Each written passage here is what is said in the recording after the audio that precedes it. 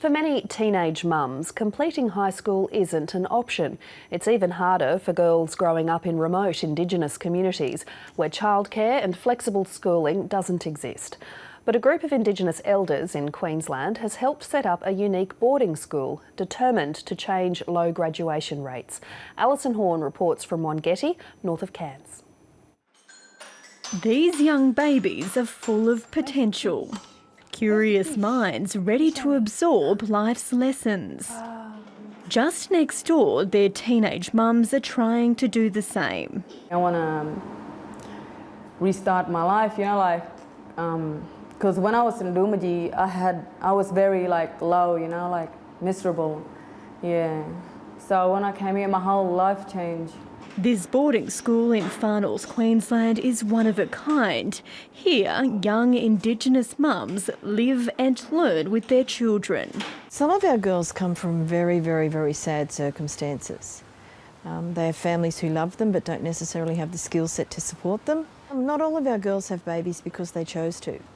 I used to drink with my friends, fight, drink, smoke cannabis, These girls are being taught to write and read.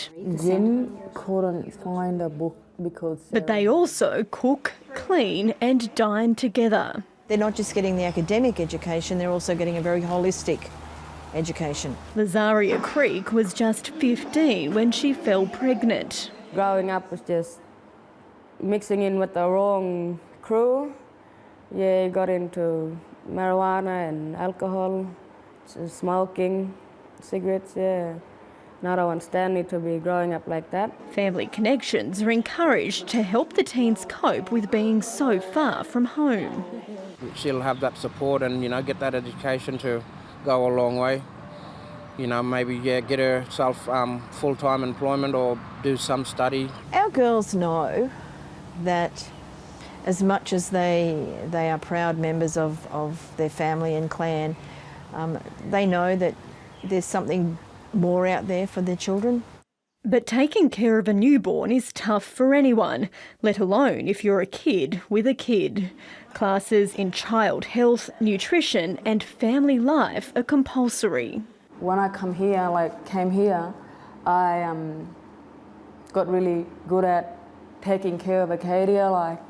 I know how to bath her. This year, the school will have its first ever group of Year 12 graduates. 5 girls on track to reach the education milestone. And for many, they'll be the first in their family to graduate. I'm really proud of those girls.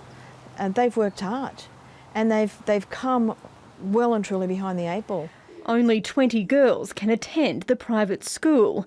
It's free thanks to donations and the government. Applications come from around the country. When I finish here, I want to go to Charterstown, get a place or apply for a house, Sometimes it gets hard, but then he's my child, it's my responsibility. I have to look after him. No one is made to stay at the school, but it's a chance to grasp a better future. Allyson, ABC News, Wongetty.